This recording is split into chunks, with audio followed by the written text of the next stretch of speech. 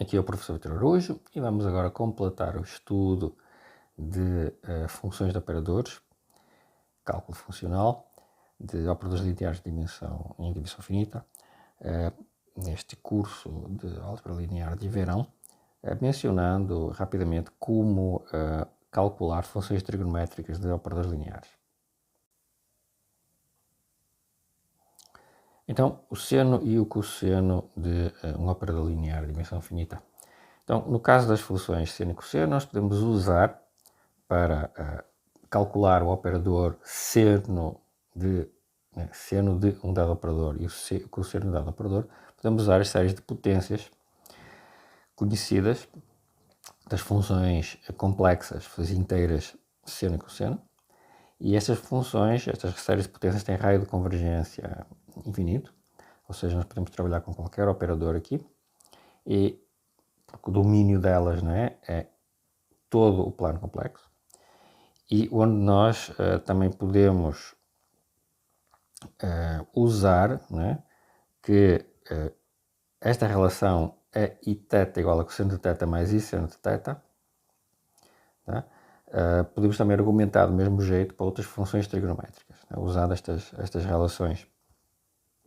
Lembremos que, ou seja, o que nós fizemos aqui foi usar esta relação, podemos usar esta relação, a fórmula de Moivre é iθ exponencial de iθ como sendo cosseno de θ mais i seno de θ, para relacionar estas séries de potências com a série de potências da exponencial, ou seja, tem uma relação íntima das duas e as convergências funcionam de forma intimamente relacionada.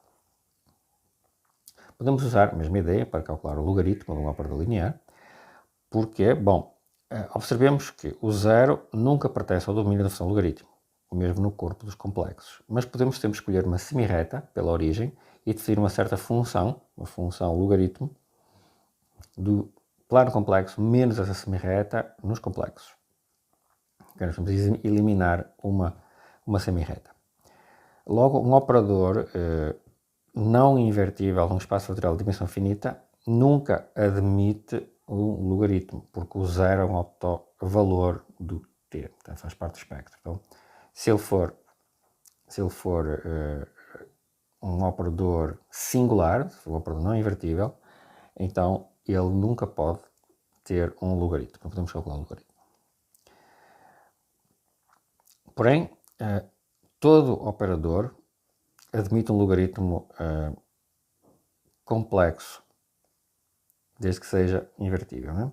Porque nós sempre podemos achar uma semirreta pela origem do plano complexo, de tal forma que o espectro do operador t, seja o conjunto de todos os autovalores, não intersecta essa semirreta, né? Uma vez que o espectro é um subconjunto finito, certo? Então eu posso sempre encontrar uma semirreta pela origem que não intersecta um dado conjunto finito de pontos no plano complexo. Então eu pego um operador que seja invertível, né? E olho o seu espectro e escolho uma semirreta que não intersecte, uma semirreta pela origem, que não intersecte nenhum dos pontos do seu espectro, que é um conjunto finito de pontos, né? Ok? E nós podemos, a partir daqui, achar o polinómio interpolador, R de Z, para o polinómio mínimo de T. Ou seja, vamos usar do mesmo, como sempre fizemos, né? O mesmo tipo de raciocínio. Log de Z igual a Q de Z mais M de Z mais R de Z, onde nós escrevemos o log, né, para o ramo adequado do logaritmo no plano complexo, que nós definimos aqui, né, retirando essa semirreta. E aqui o Q de Z é o quociente, o M de Z é o polinómio mínimo do nosso operador T e o R de Z é aquele resto que nós sabemos como calcular, que é o mesmo método.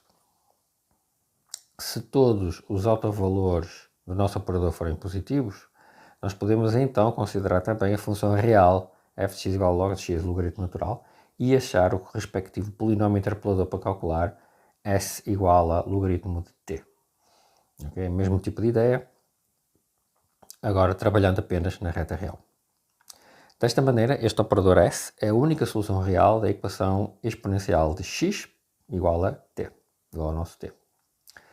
Podemos também, alternativamente, usar a série de potências para o logaritmo de 1 mais x. O logaritmo de 1 mais x é x menos x quadrado, mais x ao cubo sobre 3, menos x ao 4 sobre 4, etc, etc. Tem um raio de convergência 1. Tá? Nós podemos também usar esta série de potências com a forma canónica de Jordan de t. Tá? E a forma canónica de Jordan permite-nos calcular então facilmente esta soma, desde que a gente consiga escrever o nosso operador como a identidade mais alguma coisa, ou seja, uma perturbação de identidade. Mas isso é possível fazer usando certas manipulações que eu não vou tratar aqui. Isso é estudado com um pouco mais de detalhe, um pouquinho mais de pormenores no curso de equações diferenciais ordinárias, né, que é uma aplicação explícita disto aqui. Podemos também, seguindo as mesmas ideias, calcular a raiz quadrada de um operador linear. Essencialmente, o que é que nós fazemos? Suponhamos que todos os autovalores do nosso operador sejam reais e não negativos. Se 0 for um autovalor de t, então ele é uma raiz simples deste polinómio mínimo de t. Neste caso, podemos usar esta função, a função f de x igual a raiz de x, com um domínio, né, 0 mais infinito. E podemos definir então a raiz de t. Podemos definir a raiz de t sempre que os autovalores sejam complexos e não nulos. Usamos um ramo adequado da função logaritmo no plano complexo e calculamos esta expressão exponencial de metade do logaritmo de t. Okay? Basta para isto que as raízes quadradas dos autovalores de t estejam bem definidas no domínio deste ramo de logaritmo. Okay? E esta exponencial aqui corresponde a usar a função complexa, a raiz de z. Okay? Analogamente, nós podemos argumentar para a enésima raiz de t com n maior ou igual que 3. Ou para t elevado a alfa, com alfa real ou complexo. Okay? Nós podemos simplesmente usar a exponencial de alfa log t. Né? Do mesmo jeito que nós fizemos com isto aqui vai dar a raiz de t. Nós podemos aqui calcular, neste caso, podemos calcular a exponencial de 1 sobre n vezes log de t. Okay? Ou então, no lugar de 1 sobre n, colocamos alfa, para calcular t elevado a alfa. Okay? Mas para isso nós precisamos calcular primeiro o logaritmo. Né? Então, tem umas certas sutilezas, né? Mas nós podemos levar isto sempre adiante. Podemos também usar a mesma ideia, semelhante, para calcular o inverso de um operador linear. Como nós podemos fazer isso? Por meio do polinómio característico. Né? Nós podemos escrever, então, nós sabemos que o polinómio característico anula o nosso operador. Portanto, eu tenho esta relação que está aqui, né? Tenho que vale esta relação. Portanto, eu posso agora multiplicar tudo por t elevado a menos 1, né? E obter esta relação. Resolvo por t elevado a menos 1. Nós podemos achar a inversa, né? Via esta expressão, desde que o A0, que nós sabemos que é o determinante de t, seja não nulo. Portanto, este que seja invertível.